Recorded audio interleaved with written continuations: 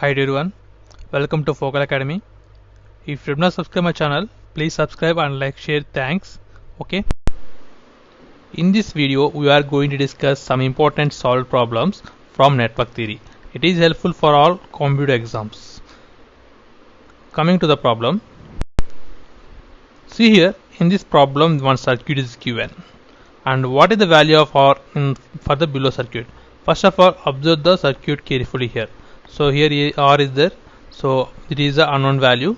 So here other two resistors are there, that is R1 and R2. So across these two resistors 24 volts is dropping, so total from the total source of 200 volts. Okay, so if you want R value for this circuit, first of all we need two values, that is voltage and current.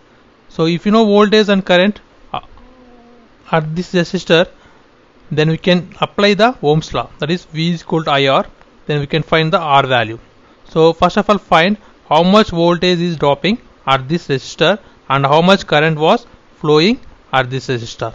So first of all, observe here, a total 200 volts is given. So in that 200 volts, 24 volts was going to drop across these two resistors. So the remaining, how many volts are there? 176 volts. So that was going to drop at this resistor. So in this resistor, the voltage drop at our resistor, that is 176 volts.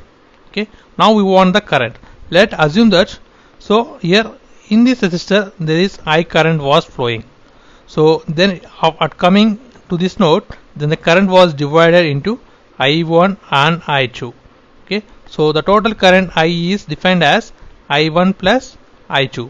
Okay, now find the I1 from this resistor. So here 24 volts drop is taking place and here 24 ohms is there. So by applying the Ohm's law, we get I1 is equal to VR1 by R1. So at R1 the voltage drop is 24 volts and R1 resistance is 24 ohms. So then we get 1 ampere current at R1 resistor. So I1 is equal to 1 ampere. So similarly, at resistor R2, the voltage drop is 24 volts and resistance is 8 ohms is given. Okay, so R2 is given as 8 ohms and VR2 is given as 24 volts. Then I2 is equal to VR2 by R2, that is 24 by 8, that is equal to 3 amperes. So I2 is equal to 3 amperes. Now the current I which was flowing in the resistor R, that I is equal to I1 plus I2. So I1 is equal to 1 ampere and I2 is equal to 3 amperes. I1 plus I2 is equal to totally 4 amperes. So 4 amperes was flowing in this resistor and the voltage drop is 176 volts. Now we can find the R value very easily, that is resistance R is equal to VR by 4 amperes. So VR is 176 volts by 4 amperes. Then we get 44 ohms. So the unknown resistor value is 44 ohms. So from the options, option C is the correct answer. Next problem. See here in this problem, a coil of inductance 2 Henry and resistance 1 ohm is connected to a 10 volts battery with negligible internal resistance. The amount of energy stored in the magnetic coil is, so for the circuit, one resistor is there, that is 1 ohm, was connected to inducting coil, that is 2 Henry, and this coil have negligible internal resistance. So these two elements was going to connect with a battery of 10 volts. Then how much energy stored in this coil? Okay, so it have a negligible internal resistance. Okay, in this loop the current I is equal to V by R. So V is equal to 10 volts and R is 1 ohm. So in this loop 10 amperes of current exists. So this 10 amperes of current was flowing in resistor as well as in this coil. So both elements having 10 amperes of current. For a coil, the energy stored is equal to half Li square. So this much energy was going to stored in a inductor coil. This is the formula, standard formula. So substitute I value and L value in this equation. then we get the amount of energy stored in the coil, that is E is equal to of L is equal to 2 Henry and I is 10 square. It results 100 joules. So this much of energy was stored in the inductor coil having 2 Henrys.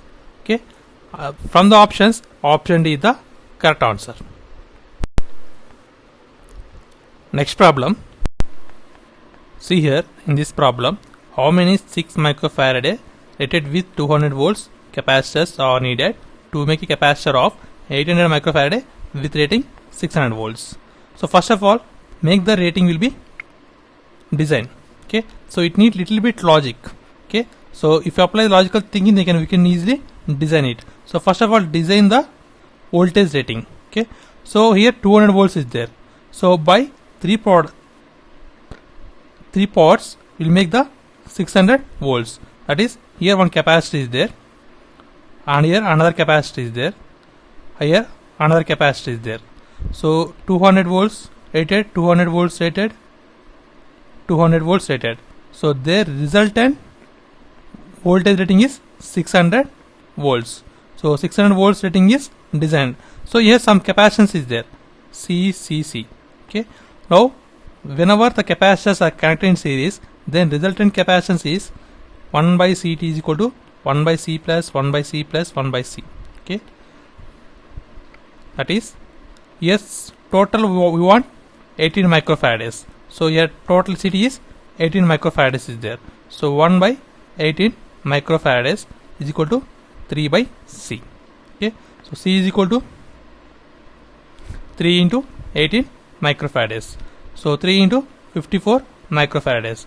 So here we want 54 microfarads.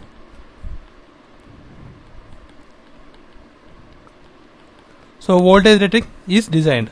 Now we have only 6 microfarad capacitors. We don't have 54 microfarad capacitors. Now how can we design 54 microfarad capacitors? So whenever the capacitors are connected in parallel, the voltage rating not change. So in this place, the voltage capacitors are connected in parallel. Okay, then we can make 54 microfarads with the help of 6 microfarads. So whenever the capacitors are connected in parallel, their resultant capacitance is added. So n capacitors. So all capacitors are same. So C plus C plus C plus C. So n capacitors are needed to make 54 microfarads. So NC is equal to 54 microfarads. So here C we have 6 microfarads is there. Means how many 6 microfarads are needed? So n into 6 microfarads is equal to 54 microfarads. So n is equal to 54 microfarad divided by 6 microfarad. Then we get n is equal to 9. So 6 microfarads are needed, 6 microfarads are needed to design the 54 microfarads. So here 6 microfarads are placed. The voltage rating 200 volts. So 200 volts is not changed. Here also 9 capacitors are placed. Here also 9 capacitors are placed. Totally we need 27 6 microfarads capacitors are needed. Okay, so the voltage rating not changes at every point and the resultant voltage is 600 volts. So from the options, option D is the correct answer. So 27 6 microfarad 200 volt capacitors are needed for the designing of 18 microfarad 600 volts. Next problem. See here in this problem, 2 lamps are connected, 230 volts and 60 volts rating are connected in series across a 230 volts supply. So these are 2 lamps are there and having same rating, that is 230 volts 60 watts rating. It is also 230 volts 60 watts and it was connected to a series with 230 volt supply. So we want the total power consumption. So for total power consumption, we know that P is equal to V square by R. Now first I'll find the how much resistance was developed in R1 in lamp 1, that is R1. In lamp 2, how much resistance is there, that is R2. Okay. So from this data we can get R1 value. So R1, so P is equal to V square by R1. So here V is 230 volts for this bulb. So 230 volts whole square by P is equal to R1. So P as given as 60 watts. So this R1 is equal to R2. Okay. So the total resistance is 2 into 230 square by 60. This is R1 plus R2. This is the total resistance offered by the circuit.